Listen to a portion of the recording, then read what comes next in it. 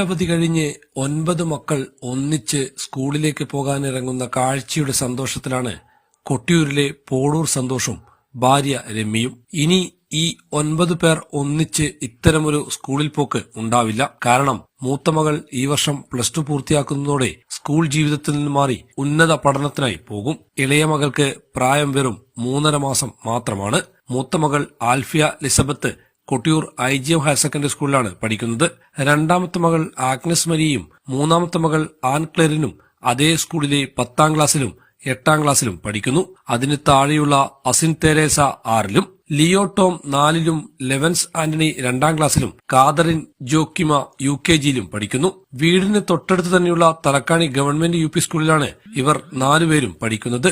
ഇവരുടെ ഇളയ ഇരട്ട സഹോദരിമാരായ ജിയോവാന മരിയും ജിയന്ന ജോസഫിനെയും അടുത്തുള്ള അങ്കണവാടിയിലും പോകും. കഴിഞ്ഞ 2 മാസമായി താലോലിക്കാനും കൂട്ടിരിക്കാനും ഉണ്ടായിരുന്ന ചേച്ചിമാരും ചേട്ടന്മാരും സ്കൂളിലേക്ക് പോകാൻ ഒരുങ്ങുന്നത് മുതൽ ടാറ്റ പറഞ്ഞ് റോഡിലൂടെ സ്കൂളിലേക്ക് പോകുന്നത് വീടിന്റെ പടി കടന്ന് കൗതുകത്തോടെ നോക്കിയിരിക്കും 3 മാസം മാത്രം പ്രായമുള്ള ഇളയ മകൾ അന്ന റോസിയ.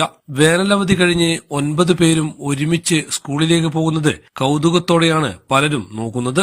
തന്റെ ചെറുപ്പത്തിൽ സ്കൂൾ പഠനകാലത്തെ ഓർമ്മകളും കുട്ടികളുടെ സന്തോഷവും കൗതുകത്തോടെയും സന്തോഷത്തോടെയും ആസ്വദിക്കുന്നുണ്ടെന്ന് പിതാവ് സന്തോഷ് പറയുന്നു. ഈ വർഷമാണ് അവസാനമായിട്ട് ഇപ്പൊ എല്ലാരും കൂടെ ഒരുമിച്ച് സ്കൂളിൽ പോകുന്നത്.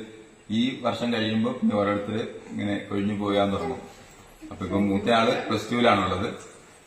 +2 കഴിഞ്ഞ് അടുത്ത വരുമ്പോഴത്തേക്കും കുഞ്ഞവള് ഇപ്പം 3.5 മാസമാണ്. അപ്പൊ അവള് സ്കൂളിൽ പോകാനായിട്ടാവൂല. അപ്പൊ ഈ വർഷമാണ് ഈ 9 പേര് ഒരുമിച്ച് സ്കൂളിലേക്ക് പോകുന്നത്. സ്കൂൾ വിദ്യാഭ്യാസത്തിന്റെ ഏറ്റവും ലാസ്റ്റ് സമയമാണ്. എല്ലാവരും കൂടെ സ്കൂളിൽ പോകുന്നതിന്റെ ഞങ്ങൾക്ക് ഏറ്റവും സന്തോഷമുള്ള ഒരു ദിവസമാണ് ഇന്ന്. കാരണം ഇവർ ഒരുമിച്ച് ഇങ്ങനെ ഇത്രയും പേര് പോകുമ്പോഴും ഞങ്ങളിൽ തന്നെ ഏറ്റവും വലിയൊരു അഭിമാനമാണ്.